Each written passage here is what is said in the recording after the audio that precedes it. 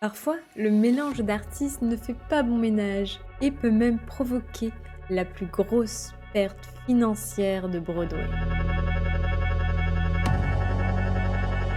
Bonjour, bonsoir à tous et à toutes et bienvenue sur le Bazar d'Acacia. Aujourd'hui, nous allons voir qu'associer des noms connus ne garantit pas le succès d'un film ou d'une pièce. Prenons-nous bras dessus, bras dessous, afin d'écouter la catastrophique mélodie de la comédie musicale Spider-Man Turn of the Dark. Mais avant, n'hésitez pas à liker, à partager cette vidéo, ça fait toujours plaisir, ça aide énormément la chaîne. Et surtout, abonnez-vous si le contenu vous plaît. Pour commencer ce projet, prenez à l'écriture la célèbre réalisatrice Julie Taymor. Son nom ne vous dit peut-être rien, pourtant vous connaissez sa comédie musicale qui tourne depuis plus de 20 ans. Ce n'est d'autre que Le Roi Lion. Ajoutez à votre recette le chanteur principal Paul David Heysen et le guitariste David Owen Evans du célèbre groupe U2. Et voilà, vous avez un joli casting pour réaliser l'adaptation musicale de l'univers Marvel. Si je fais cette vidéo, vous vous en doutez bien, la vie n'est pas un long fleuve tranquille et rien ne s'est passé comme prévu. Mais déjà, de quoi on parle? Spider-Man Turn of the Dark est une comédie musicale. Déjà, on dirait une mauvaise blague. L'histoire s'intègre dans les deux premiers Spider-Man de 2002 et de 2004, avec le fabuleux Tobey Maguire. On pourrait se dire qu'il y a matière à faire. Mais ce n'était pas l'avis de Julie Taymor, la metteuse en scène. En plus de ces deux films, elle va rajouter le mythe grec de Arachné. Oui, vous avez très bien entendu. Julie Taymor, dans une démarche artistique, rajoute à Spider-Man un mythe grec. Petit aparté avant de perdre tout le monde. Arachné, dans la mythologie grecque, est une tisseuse exceptionnellement talentueuse. Suite à sa victoire contre la déesse Athéna, celle-ci par jalousie décide de la transformer en araignée. Comme toujours, il en faut très peu aux déesses et aux dieux grecs pour punir les mortels. Dans la comédie musicale, le personnage d'Arachné est là pour donner une dimension mythologique, artistique à l'histoire. C'est aussi une sorte de mentor pour Peter Parker, lui enseignant des leçons importantes de la vie. Une femme araignée qui enseigne à l'homme araignée. En soi, pourquoi pas?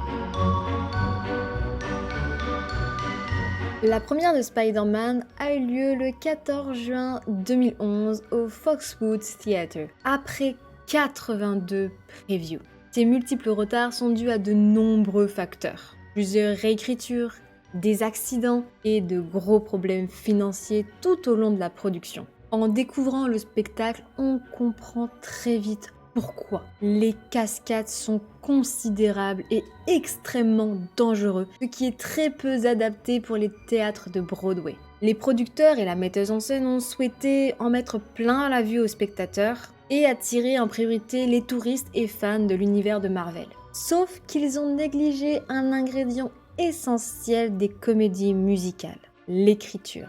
On ne se lance pas dans des cascades à haut risque si notre fil rouge n'est pas prêt. Malheureusement, l'écriture de Spider-Man laisse à désirer. Dans certains articles, on parle même de coquilles vides, de récits sans fond, ou encore même de beau à regarder mais sans ajout. La production a été décrite dès le début comme le spectacle techniquement le plus complexe jamais réalisé à Broadway. On parle de là de 27 cascades aériennes et personnages flottants. Pour vous donner un exemple, regardez cette scène. Les comédiens ont passé plus de temps dans les airs que sur la terre ferme. On peut même voir l'acteur de Spider-Man se balancer de toile en toile ou l'acteur du Bouffon Vert sur son planeur. En plus de l'aspect harnais et voltige, des effets spéciaux ont été rajoutés afin de donner de la perspective et de la profondeur. On peut voir durant le spectacle des illusions de mouvement et de décor. Cela rend le spectacle très immersif, mais complètement impossible à produire dans un si court délai.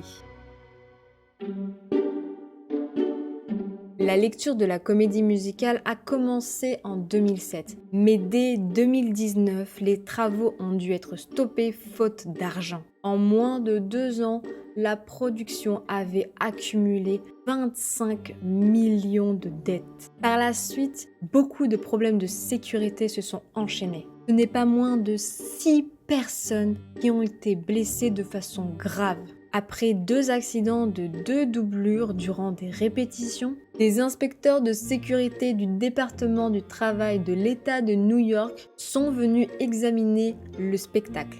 Et devinez quoi? En mars 2011, ils ont été condamnés pour 2 violations graves à la sécurité. Par la suite, l'Occupational Safety and Health Administration, l'agence de réglementation du ministère du Travail des États-Unis, ont infligé une amende de 12 600 $, toujours pour violation à la sécurité. Avec tous ces problèmes, amendes, retards et complexité scénaristique, le budget initial de la production s'élève à plus de 75 millions de $. Pour vous donner un ordre d'idée de prix, il faut entre 3 et 5 millions de $ pour une pièce et entre 10 et 20 millions de $ pour une comédie musicale. 75 millions. Actuellement, c'est toujours la pièce la plus chère de Broadway. Malgré les retards, les accidents, les désistements, l'avant-première a enfin eu lieu le 20 novembre 2010. Malheureusement, cette toute première représentation ne sera jamais jouée dans sa globalité. Christopher Tierney, le cascadeur de Spider-Man durant l'avant-première, a fait une chute libre de plus de 6 mètres de hauteur. Pour vous donner un ordre d'idée de ce que cela représente, voici une chute de 6 mètres de hauteur. Son harnais n'était pas du tout attaché à son cordon de sécurité, le laissant librement chuter à travers la scène et il finira sa chute dans l'orchestre. Ce drame stoppera immédiatement le spectacle et le cascadeur sera envoyé à l'hôpital de Bellevue. Verdict: fracture au crâne, au coude, aux côtes, aux poignets et aux vertèbres. Après son hospitalisation, il commencera sa première rééducation le 28 décembre. Par la suite, c'est l'hécatombe. Le même soir en coulisses, Nathalie Mendoza, qui jouait le personnage d'Arachné, sera violemment percutée à l'arrière de la tête par une corde métallique. Elle s'en sort avec une commotion cérébrale. Phoebe Carpio, qui avait repris le rôle d'Arachné, en février 2011, durant une scène de combat, elle se blessera au cou. Elle finira sa prestation avec une hernie discale. Matthew James Thomas, le premier interprète de Peter Parker, en mai 2011, durant une énième représentation, son câble se détachera pendant sa voltige. Il chutera lui aussi de plusieurs mètres. Ses blessures seront moins graves que son cascadeur Christopher Tierney, mais il sortira de là avec une coupure à l'œil et de multiples contusions. Et ce n'est pas fini. Le 15 août 2013, David Curie se coincera sous un accessoire de scène. Cela lui provoquera une fracture à la jambe. Ces incidents et accidents ont été les plus médiatisés. Mais il faut savoir que durant les répétitions et la production, d'autres acteurs et membres de l'équipe ont également subi des blessures mineures. Suite à des critiques très négatives durant l'avant-première, les représentations ont été stoppées pendant plus d'1 mois afin de réorganiser le spectacle. Il est vrai que des chutes quasi mortales devant un public, ça n'arrange pas la réputation du spectacle. Aguirre Sacasa, scénariste de longue date de la bande dessinée Spider-Man, a été chargé de réviser l'histoire. Par la suite, la metteuse en scène Julie Taymor a été gentiment remerciée. D'autres versions disent qu'elle a démissionné d'elle-même en raison des différends artistiques et surtout par rapport à la pression due aux événements. Après 5 reports consécutifs de la première, elle aura enfin lieu le 14 juin 2011, toujours à Foxwood Theatre. Malgré les événements, ce fut un show très attendu en raison de l'ampleur du spectacle et des nombreux défis rencontrés durant la phase de production. En mars 2014, soit 3 ans après le début des représentations, Spider-Man Turn of the Dark ferme ses portes à Broadway. Bien que la production ait attiré un large public en raison de ses ambitions artistiques et surtout de ses effets spéciaux, sur un plan financier, elle est généralement considérée comme un fiasco. Pourtant, la pièce a rapporté 200 millions de dollars au box-office. Mais avec un budget initial de 75 millions de dollars, des coûts d'assurance multiples et un entretien hebdomadaire qui frôle les 1 million de dollars rapportés au bénéfice net, la pièce n'a pas été rentable. Les 2 raisons principales données à cette fermeture sont la baisse des ventes de billets et surtout plus aucune assurance ne voulait travailler avec eux. Assez étrange, non? On se demande pourquoi. Le guitariste et le chanteur de U2 déclareront bien plus tard qu'ils ne savaient même pas comment écrire les chansons. Le texte était tellement flou, l'ambiance tellement dispatchée, qu'il contenait à lui-même des éléments de rock'n'roll,